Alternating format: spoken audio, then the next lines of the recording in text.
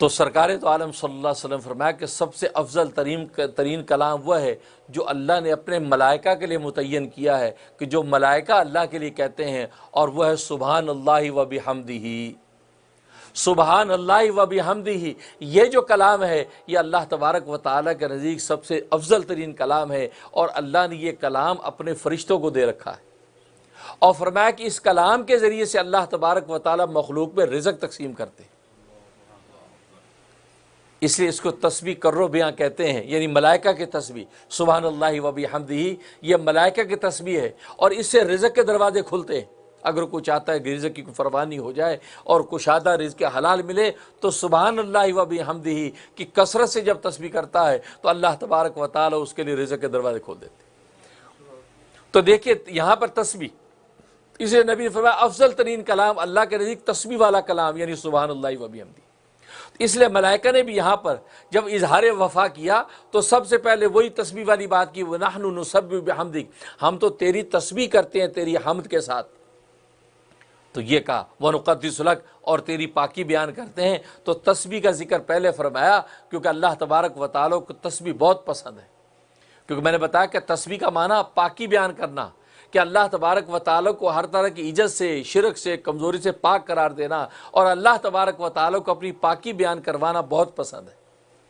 اس لیے ملائکہ نے کہا کہ وَنَحْنُ نُسَبِّحُ بِحَمْدِكَ، ہم تیری تسبیح کرتے ہیں۔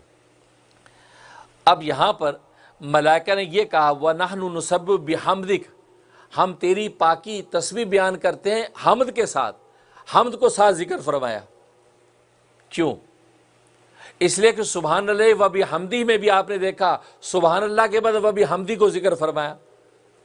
تو حمدی کا تو معنی ہوتا ہے کہ صفات ثبوتیہ، یعنی تیرے اندر سارے صفات حمیدہ موجود ہیں، و بحمدہ کا مطلب ساری صفات حمیدہ آپ کی ذات میں موجود، اور سبحان کا مطلب تو ہر طرح کے نقص سے پاک ہے، کسی قسم کی کمزوری تیرے اندر موجود نہیں ہے۔ اب ان دونوں کو ساتھ ملا کر کیوں کہا؟ اس میں بڑی نکتے کی بات ہے۔ دیکھو آج محاورے میں اگر کوئی کسی شخص کے بارے میں آپ سے پوچھے کہ یار وہ آدمی کیسا ہے، ذرا اس کے ساتھ کوئی کاروباری لین دین کر رہا ہوں، آپ بتائیے کیسا آدمی ہے، تو اگر آپ یہ کہیں برا آدمی نہیں ہے، ناٹ بیڈ، برا آدمی نہیں ہے، تو یہ بہت زیادہ تعریف نہیں ہے۔ تو آدمی کہتا ہے یار اس کا مطلب ہے بس ٹھیک ہی ہے۔ ایک ہے کہ آپ یہ کہتے او اچھا، او بہت اچھا آدمی، ایکسیلنٹ، بڑا اچھا آدمی یار، بہت ایماندار، بڑا شریف آدمی ہے، تو آپ کہتے ہیں ہاں یہ ایکسٹرا تعریف ہوئی ہے۔ لیکن آپ یہ نہیں کہتے، آپ کہتے برا آدمی نہیں ہے۔ تو برا آدمی نہیں ہے یعنی اس میں برائی نہیں ہے، تو یہ تعریف نہیں ہے، بس ایک طرح کا اظہار ہے کہ ٹھیک ہے۔ تو اگر یہاں تسبیح پر رک جاتے کہ اللہ تبارک و تعالیٰ میں نقص نہیں ہے، اللہ میں ضعف نہیں ہے، اللہ میں جو کسی قسم کی کمزوری نہیں ہے، یہ کہہ کے چپ ہو جاتے، تو یہ اللہ کی حقیقت میں تعریف نہ ہوتی کہ جی اللہ کیا ہے، کہ جی اللہ میں کوئی کمزوری نہیں ہے، بس اب چپ، یہ تو کوئی تعریف نہ ہوئی۔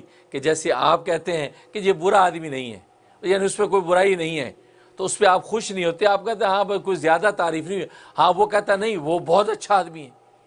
تو اللہ کی جب آپ نے تسبیح کی، آپ نے کہا کہ اللہ میں نقص نہیں ہے، اللہ میں ضعف نہیں ہے، اللہ میں کمزوری نہیں ہے، بس یہ کہہ کے چپ ہو جاتے، تو اللہ کی تعریف جیسی کرنی چاہیے ویسی تعریف ہوئی نہیں۔ اس لیے ساتھ حمدی کو ذکر فرمایا کہ نحن نسبح بحمدک، کہ اے اللہ ہم آپ کی تسبیح کرتے ہیں، آپ کو ہر طرح کی ضعف اور کمزوری سے پاک قرار دینے کے ساتھ ساتھ ہم تیری صفات حمیدہ کی بھی تعریف کرتے ہیں اور اقرار کرتے ہیں۔ تو ساتھ ہی اللہ کی صفات حمیدہ کو بھی ذکر کیا کہ اللہ تیرے اندر کسی قسم کا کوئی کمزوری نقص نہیں ہے، اور ساتھ ہی ہم یہ بھی کہتے ہیں کہ تیرے اندر سارے کمالات موجود ہیں۔ اب ہوئی تعریف، اب تعریف مکمل ہوئی۔ اگر صرف اتنا کہتے کہ تیرے اندر کوئی کمزوری نہیں ہے تو یہ تعریف کا حق ادا نہیں ہوا۔ اس لیے کہا وَنَحْنُ نُسَبِّحُ بِحَمْدِكَ، اے اللہ ہم تیری پاکی بیان کرتے ہیں کہ تیرے اندر کسی قسم کا کوئی نقص اور کمزوری نہیں ہے، بحمدی، لیکن اس چیز کے ساتھ ساتھ کہ تیرے اندر سارے کمالات موجود ہیں۔ اس لیے سبحان اللہ و بحمدہ میں بھی وہاں و بحمدہ ساتھ ہے کہ سبحان اللہ و بحمدہ، کہ ہم اللہ کی پاکی بیان کرتے ہیں اس حال میں کہ اللہ تبارک و تعالیٰ کی ذات ساری صفات حمیدہ کے ساتھ متصف ہے۔